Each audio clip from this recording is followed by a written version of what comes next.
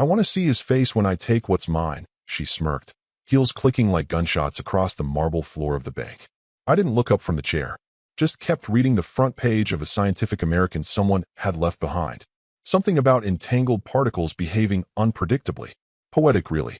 She stormed past the security desk like she owned the building, waving that court order like a queen brandishing a royal decree.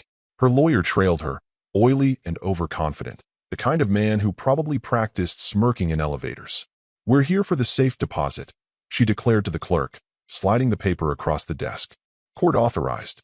We'll need the vault opened immediately." The teller glanced at the paper, then at me. I folded the magazine slowly, stood up, and pulled the key out of my pocket. "Box 917, I said, handing it over with the kind of calm you don't earn, you build. She snatched the key from the bank officer's hand before he could even finish his nod, turned to me, and whispered just loud enough for the entire lobby to hear. "It's all mine now. Enjoy," I said, like I was offering her a mint after dinner.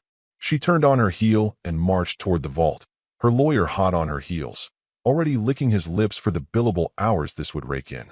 They disappeared behind the heavy metal door with the banker. I didn't follow. I sat back down. I already knew what was in that box. What they didn't know could fill volumes. But that box, that was a table of contents. A single page would have been enough. A few minutes later, a sound echoed out of the vault, the metallic thunk of the box drawer sliding out, followed by silence. And then, not silence. Her lawyer's voice, suddenly sharp, panicked. "Don't touch anything." A pause. Then louder. I said, "Do not touch anything." People in the lobby turned. The bank officer came out first, his face pale. He went straight to the manager's desk and quietly picked up the phone. "Not police. Not yet. Internal escalation." Her lawyer stumbled out next, gripping his briefcase like it might shield him from whatever was in that box. His tie was crooked now, sweat blooming through his shirt. That confidence, gone, replaced by something I'd been waiting to see for a long time. Fear. The last one to emerge was her.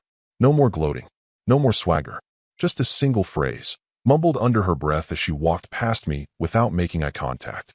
"What the hell is this?" I didn't answer. I didn't have to.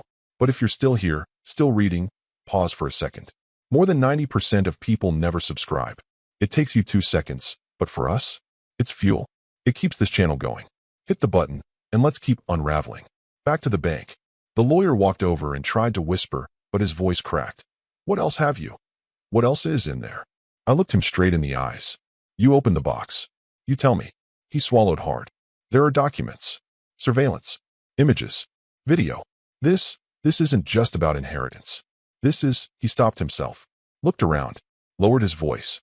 "Where did you get that footage?" "Which one?" I asked. "The brunch with the notary? The hotel lobby conversation with the cousin? Or the time she said she only married me for the estate?" He blinked, visibly calculating whether to walk out or dive deeper. This changes things," he muttered. "Good," I said, "because things needed changing. Here's what they thought they were walking into. A husband hiding daddy's money in a dusty box, waiting to get outsmarted. An easy win. Court order in hand. Get the goods, settle hard, walk away richer. But that's the thing about safe deposit boxes. What's inside is only dangerous when you assume it's yours." She thought she'd opened a treasure chest. What she actually opened was a confession booth. Not for me. For her. I just locked the door and handed her the key. 2 years earlier, my father's death didn't come with tears. It came with silence. Not because I didn't care. I just knew better than to mourn loudly in a room where someone was already calculating what grief might be worth per square foot. The funeral was quiet, tasteful. A handful of friends, old colleagues, and a eulogy I wrote without needing to exaggerate.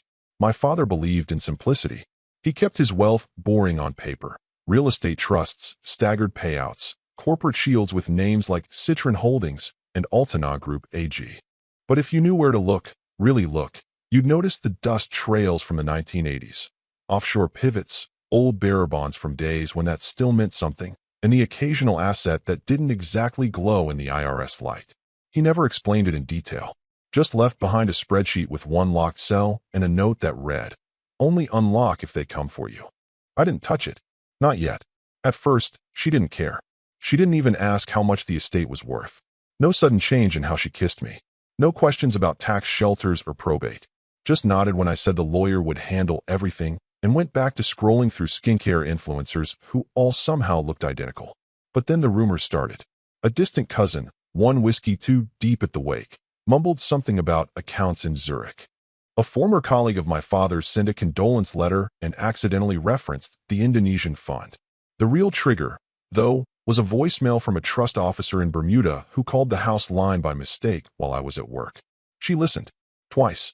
From that moment on, she became curious. The first few weeks, it was innocent. How much did your dad leave you? Will you be handling it directly, or will it come through the business? Just curious. I told her the truth. Everything's in trust. It's structured. I'm not touching anything directly. That wasn't the answer she wanted. She started checking my office drawers. At first poorly, like a child looking for hidden candy. I'd find things slightly off. Papers flipped the wrong way, my stapler moved. Later, she got better. Searched my backups, my browser history, my encrypted folders, which she tried to crack using a sticky note labeled Daniel 1234. Eventually, I walked in on her with her laptop open, reviewing PDFs of scanned estate filings she'd somehow pulled from my cloud backup. Looking for vacation destinations? I asked. She slammed the laptop shut. You don't trust me, she snapped, eyes cold. Trust isn't required for inheritance, I replied. Patience is.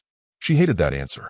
That night, she asked to just have joint control over the remaining real estate holdings. It'll help simplify taxes, she said. I told her no. I didn't yell. I didn't accuse. I just said it calmly, like someone who already knew the script and who'd decided not to play his part anymore. She stopped sleeping in our bed soon after. And that's when she began her campaign, not for love or fairness or reconciliation, but for access. Small, deliberate moves, feigning interest in our finances, asking about refinancing the cabin, offering to help with the lawyers managing my father's estate. When that didn't work, she got bolder. Installed a keylogger. I caught it within days. She named the install file tax_notes_2022.pdf. Subtle. I confronted her, but gently. You're digging through ash looking for diamonds, I said. But I promise you, what you find won't shine. Her response? You're hiding something. I know it. And when I find it, I'm taking my half. Then came the threat. You think you're smarter than me. But courts don't care about who's clever. They care about what's fair. And finally, the day I was waiting for, when she left a yellow post-it on the fridge, like it was some casual reminder about milk. Filing next week. Hope you've got a good lawyer. Oh, I did. But I also had something better. I had time. And a vault. And a plan she'd never see until it was too late. And if you're wondering whether I hated her, no. Hate takes energy. She was just a riddle I'd already solved. I was just waiting for her to read the wrong answer out loud. The courtroom air was stale with ego. Her side had filled the gallery with all the usual theatrics. Designer folders, dramatic sighs, exaggerated whispers between attorney and client like they were planning to storm Normandy, not dissect a divorce. I sat quietly. No entourage. No notepad. Just me, my lawyer, and a face that didn't move. Your Honor, her lawyer began, rising with all the smug confidence of a man who'd just cornered a wounded animal. We have reason to believe the respondent has failed to disclose physical financial assets, specifically storage containers, safe deposit boxes, and vaults that may contain unreported funds related to the inheritance in question. He made sure to emphasize the word vaults, like it was some kind of punchline. He continued, we are formally requesting a court order compelling full access to any such containers, and legal authority to search them with or without the respondent's cooperation. Her eyes were practically gleaming. My attorney didn't flinch, didn't even bother to look up from his file. No objection, Your Honor. The judge paused, looked over his glasses. You're not disputing the existence of these containers? We're not disputing anything, my lawyer said calmly. In fact, we're prepared to assist. That should have been her first clue. She turned toward me, lips curling. If she could have said gotcha out loud without tanking her case, she would have. Instead, she leaned toward her lawyer and whispered something that made him grin. The judge signed the order without further argument. That'll be effective immediately, he said, handing the bailiff a signed duplicate. You'll be notified of the logistics through your counsel. As we stood, I reached into my jacket and pulled out a folded slip of paper. No fanfare, no hesitation. I slid it across the table toward her lawyer. On it, a bank name, a vault number, a signature, and a key. Not a metaphorical one. An actual brass key attached to a small, red leather tab with the number 917 embossed on it. Her lawyer stared at it like I'd just handed him Excalibur. She leaned over his shoulder. Read it. Whispered. That's it, then. That's where he's been hiding it. Her lawyer turned to me, smug returning in full bloom. We'll crack it open Monday, he said. I shrugged. Just make sure you bring gloves. He chuckled like I was bluffing. I wasn't. You know that moment in poker when a player bets aggressively, thinking they've got the hand won, and then someone quietly matches the bet with a flick of the wrist? That was this. They thought they were storming a treasure chest. What they were really doing was walking into a gallery, one I'd been curating for a year and a half. She thought this was her win, that she'd outmaneuvered me. She didn't know I'd invited her to this exact moment. Fed her just enough breadcrumbs to feel brilliant, while I built the walls around her narrative, one asset, one clause, one camera feed at a time. As we left the courtroom, I passed her in the hallway. She couldn't help herself. I told you I'd find it, she hissed. I smiled. You did.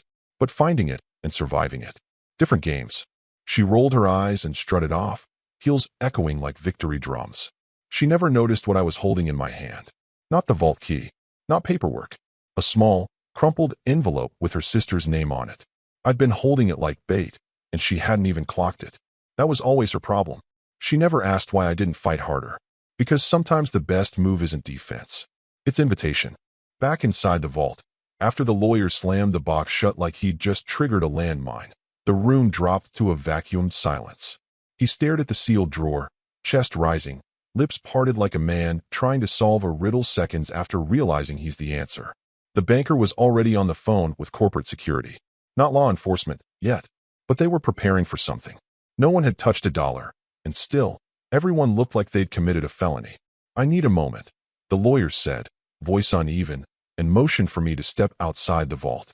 I followed him into the narrow hallway, the reinforced door sealing behind us with a cold hiss. He didn't speak until we were out of view of the cameras. Then he leaned in, lowered his voice, and said, "There are surveillance photos in that box." I didn't blink. He kept going. Documents. Printouts. Time-stamped transfer receipts. Screenshots of hidden accounts. Accounts under names we now have to assume are aliases. He paused, swallowed, then added, "One's under her sister's name." "Oh," I said, feigning mild surprise. "Which sister?" He didn't answer. "Also," he continued, "there's a video file. I didn't open it all the way, but I saw the preview frame. And she's sitting in a car, talking to someone. Says, verbatim, 'I married him for the money. I'll leave once I know where it's all buried.' Then laughs. I gave him the courtesy of silence. "Why didn't you disclose this earlier?" he finally asked, like he was still hoping this could be undone with some polite lawyer tap dancing. "I didn't withhold anything," I said. "She demanded access. The court granted it.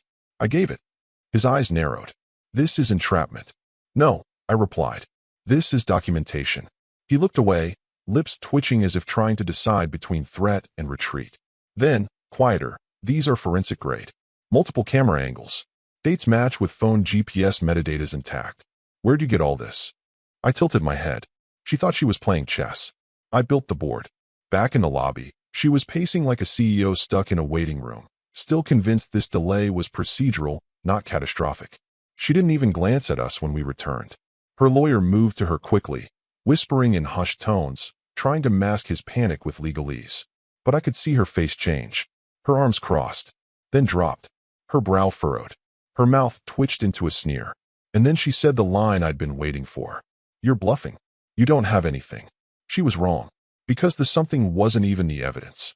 It was the implication, the unspoken truth that if I had that, what else might I be sitting on? She thought the contents of the vault would be the treasure. What she never grasped was that she was the subject of the archive. For over a year I'd watched. Not obsessively, just methodically. A quiet subscription to a service that flagged key movement patterns when her phone left the house. A contact at a private firm who specialized in digital shadows, legally gray, ethically darker. One discreet investigator with a lens the size of a match head and a burner laptop. I didn't chase her. I collected her. Every lie, time-stamped. Every alias, cross-referenced. Every transaction, documented. She thought she'd buried things under other names. That her cousin's wire transfer wouldn't be traced. That cash couldn't leave fingerprints. But she never understood how trust funds actually work. They don't grow in noise. They grow in silence. And my father, God rest him, left me more than money. He left me the tools to outlive deception. And now, her entire divorce strategy had mutated into something else, a forensic confession. Authored by her. Archived by me. What's more dangerous than someone who's been lied to? Someone who never interrupted. Someone who simply took notes. And trust me, I took very good notes. There was one item in the box neither of them understood, at first. A matte black envelope, thick with weight, and sealed with a wax insignia that no one uses anymore unless they want you to notice it. Stamped clean across the center was a name neither she nor her lawyer recognized. "Who's G.R. Callister?" she asked, narrowing her eyes, twisting her lip the way she did when she couldn't solve a crossword clue and assumed the paper was misprinted. Her lawyer didn't answer immediately. He pulled out his phone, typed quickly, and froze. That's when her voice lost its edge. "Well," he glanced at me, just for a second, like he was hoping I'd offer an explanation that might let him breathe again. I didn't. He turned the screen toward her without a word. Her brow furrowed, scanning the bio. Retired federal prosecutor. Organized crime task force. Corporate ethics and fraud compliance. Now private. Based in D.C. She blinked. "Why is a federal prosecutor on this?" "Because," I said softly, "he's not on this. He's under it." The envelope wasn't addressed to me. It was addressed for me. Retainer agreement signed 6 months prior. Monthly fees quietly paid through a trust she didn't know existed. All perfectly legal. All boringly documented. And inside that envelope, a manila folder so precisely organized it made her color-coded divorce binder look like a child's drawing. The first page was a cover sheet, printed in clean serif font. Asset exposure and pattern misrepresentation, preliminary report. Under that, a dozen tabs, each labeled by month. A full timeline. Every withdrawal. Every account opened in her sister's name. Every girl's trip that coincided with cash movements and fake vendor invoices. Dates cross-referenced with hotel bookings and car rentals. One tab, marked January, firm event, included a printed guest list and a marked seating chart placing her next to a man she swore she barely knew. Her lawyer rifled through the tabs like he was trying to undo a magic trick mid-performance. The sweat on his temple said it all. This isn't just surveillance. This is a compliance case," he muttered. "With timelines. Source validation. Redacted witness statements." "Correction," I said. "Not redacted. Sealed. For now." She leaned forward, hand trembling slightly, as she flipped to a section labeled Admissions. And there it was. A transcript. Not from a phone call. Not a voicemail. A verbatim transcription of a conversation between her and her cousin, captured in a parked car 3 blocks from our house. It read, "Her. If I keep him thinking I'm broke, I can push him for the inheritance angle. He's slow, but careful. I'll get it. Cousin, is that legal?" Her. Laughs. "Not at all." She looked up at me then, face pale. "That's doctored." "No," I said. "That's notarized." I let the silence hang. The weight of that folder pressing down on her like gravity just doubled. And then came the last page of the file, tucked discreetly into the back. Action recommendation. Delay response until breach of asset declaration is initiated. Allow court-sanctioned access to vault. Advise release of sealed evidence only upon procedural overreach. She read it twice. Then a third time. This whole thing was a setup?" "No," I said. "This whole thing was an audit.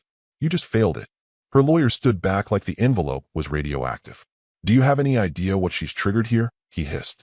"Oh, I do," I said. "And so does Callister. That's why his retainer was paid in advance, for moments exactly like this one." And she finally saw it. The thing she'd refused to see for years. This wasn't a man clinging to money. This was a man who'd built a failsafe. A pressure-triggered vault that didn't release wealth. It released truth. And now? She couldn't untrigger it.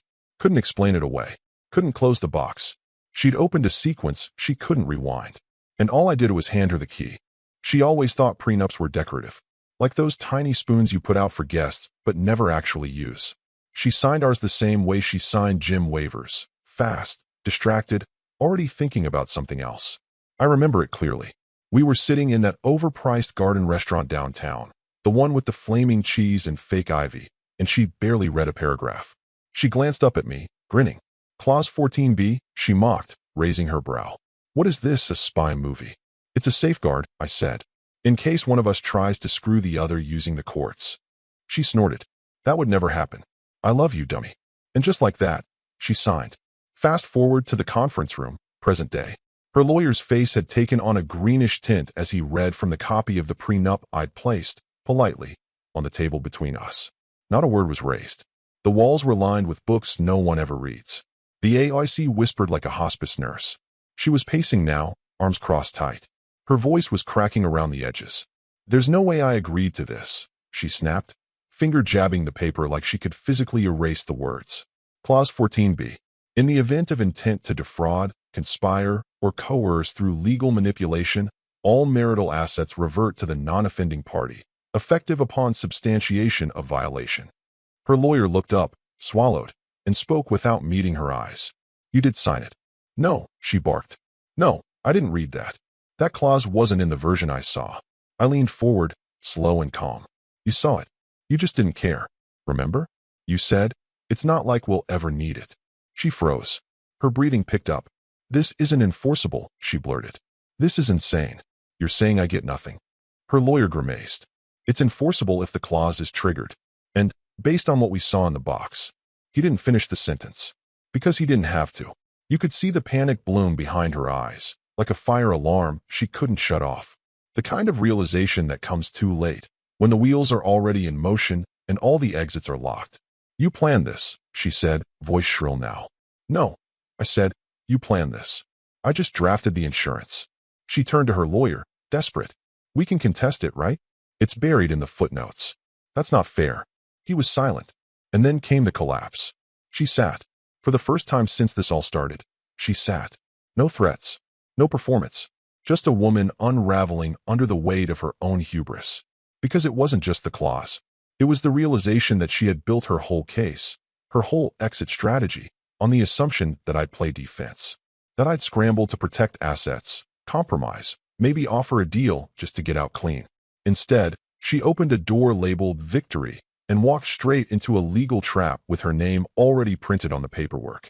All that scheming, all those phone calls with her cousin, the side accounts, the staged fights to justify a narrative of emotional neglect, all of it had detonated one footnote. Clause 14b. I didn't raise my voice, didn't call her names, didn't even smile. I just watched her read it again and again, each time slower, like if she found a typo, the entire clause might disappear. She didn't, because it didn't. And now, every asset she'd spent the last 6 months positioning herself to take was legally gone. Not in a blaze of courtroom drama, not with a tearful monologue, but with a sign line, dated 3 years ago, on a sunny afternoon when she thought she'd live off my father's estate and maybe upgrade to someone flashier once it cleared. Turns out, flashy doesn't beat legal, and a man with foresight doesn't need revenge. Just a pen, and one very specific clause. She was framed, her lawyer said, voice sharpening now, desperate for traction as the wheels came off. None of this proves the documents weren't planted. Anyone can fake screenshots, edit PDFs. Hell, even that video could be deep-faked. You expect the court to believe she just confessed in a parked car with a hot mic? He looked around the room like someone waiting for a nod of agreement. There wasn't one. My lawyer didn't flinch. He reached calmly into his briefcase and pulled out a slim, navy blue folder. It was unmarked, unthreatening, even. But I saw the flicker in her lawyer's eye when he opened it and noticed the first tab. Bank surveillance cross match, Exhibit E. We anticipated this objection, my attorney said flatly. So we requested subpoenaed security footage from other institutions, unrelated to this box, during the timeline our client was being surveilled. He handed copies across the table.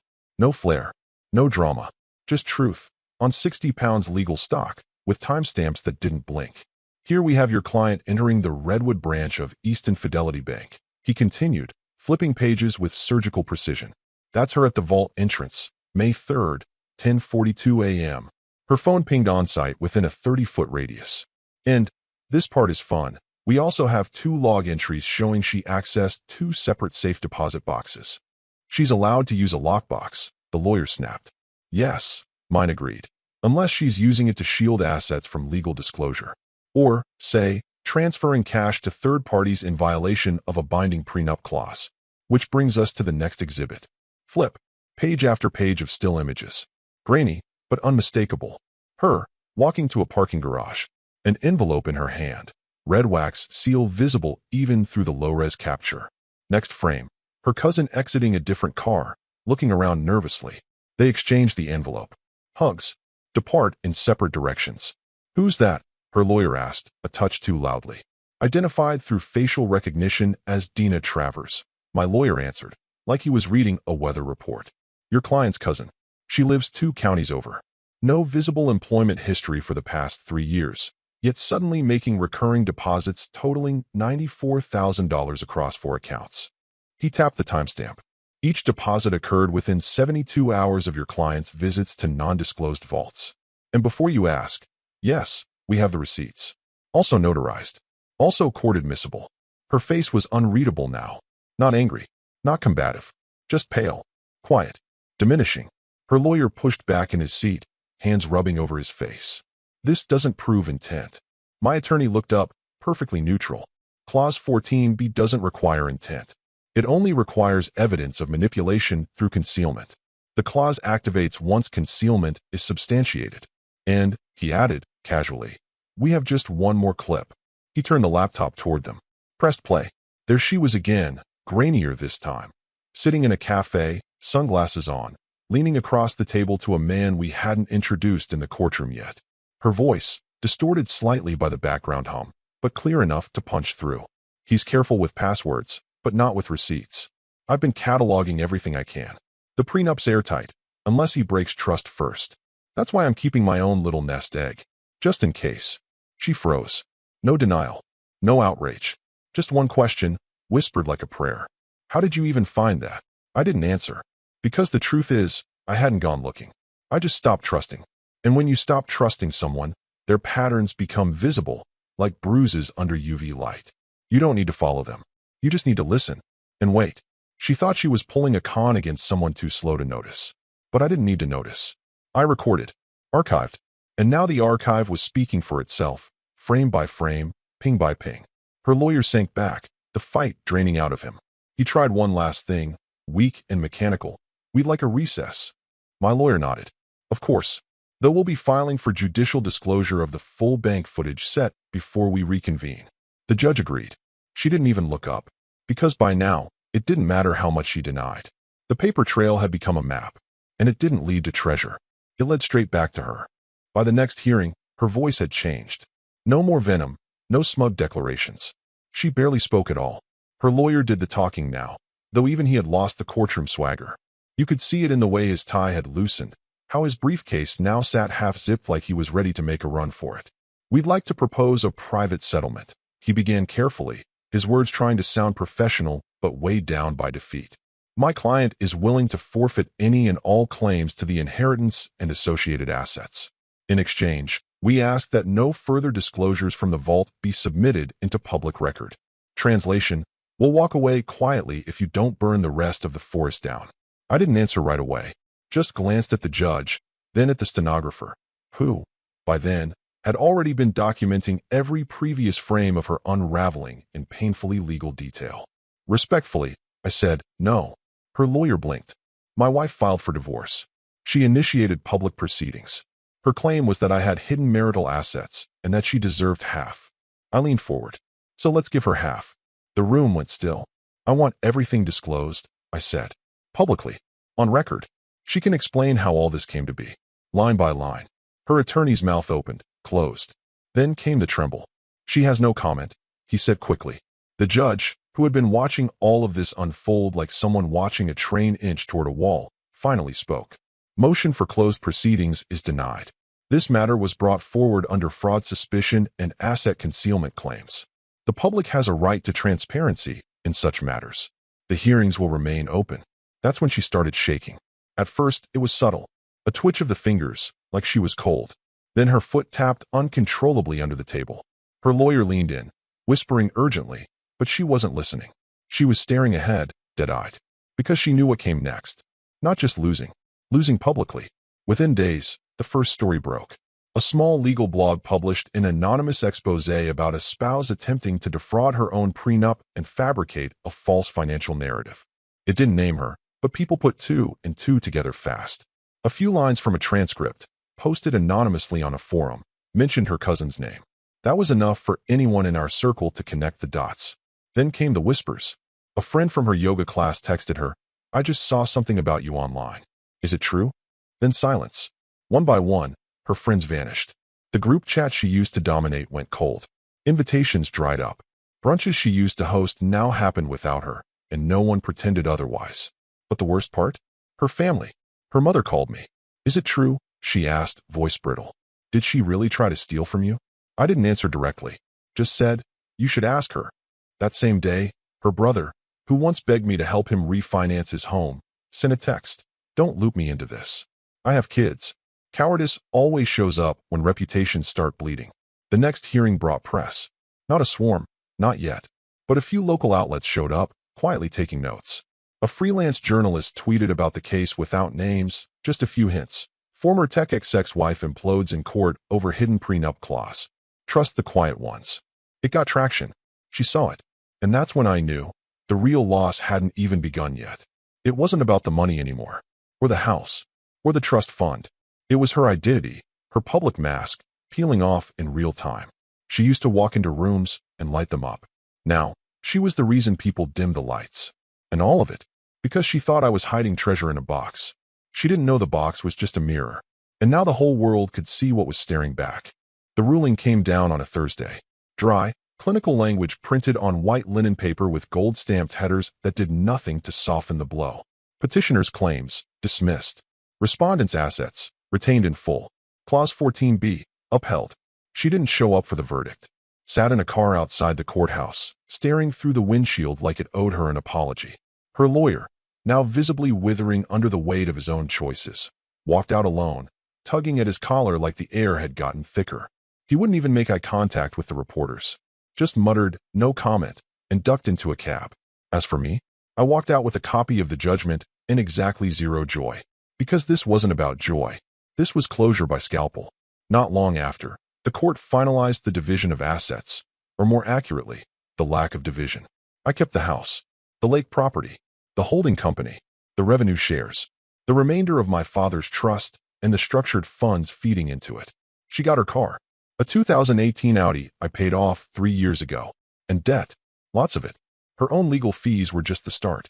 The forensic audits unearthed undisclosed credit cards, loans taken out in her sister's name, and quiet little investment experiments she'd made without telling anyone, using my tax ID. All under review now. But that wasn't the worst part. Because the envelope, the one addressed to G.R. Callister, retired federal prosecutor and ethics consultant, that chain reaction hadn't stopped at court. Callister, methodical to the bone, had submitted a formal inquiry to the district's white-collar crime division. Not dramatic. No TV moments. Just a file folder delivered with a signature and a polite cover letter. Evidence suggests a calculated attempt to defraud the legal system through falsified financial declarations and strategic asset obfuscation. Recommend review under Sections 203A and 410 of State Financial Code. 3 weeks later, I got the call. She'd been charged. 2 counts, attempted fraud and false declarations under oath. Not felonies, yet, but serious enough to trigger financial audits, restricted travel, and a requirement to surrender digital devices for forensic review. When she found out, she tried to call me. Blocked. So she called her lawyer instead. He declined to represent her further and filed a motion to withdraw due to ethical concerns and unreconcilable direction of case management. Translation, she's radioactive now. You could feel the shift. People she once intimidated now gave her polite distance. The barista at her favorite cafe forgot her order twice. Her stylist canceled indefinitely. Mutual friends started calling me instead, some to apologize, others to confess they'd always suspected. She didn't just lose the case. She lost the narrative. No more carefully curated Instagram captions about resilience and finding herself. Now she was that woman, the one who tried to scam a prenup, got outplayed in court, and might be facing jail time over her own signatures. What made it worse? She couldn't blame me. Not really. I never yelled. Never retaliated publicly. Never smeared her name. All I did was hand her a rope. She tied the knot. She kicked the stool. And I documented the fall. This wasn't revenge. This was chess. And she'd mistaken herself for the queen. But queens don't get cornered by pawns. They get checkmated by players who knew the board from the beginning. She showed up on a Wednesday. Hair pulled back tight. No makeup. Oversized sunglasses that didn't belong to her face anymore. The banker recognized her.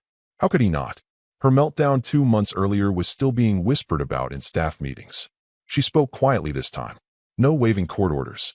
No smirking lawyer at her side. Just a single request. I want to see the contents of the vault again. Alone. The banker looked at her, hesitated, then nodded. You'll be supervised. She didn't argue. He led her down the corridor, The same sterile hall she'd strutted down with heels like hammers, back when she thought the vault held her golden ticket.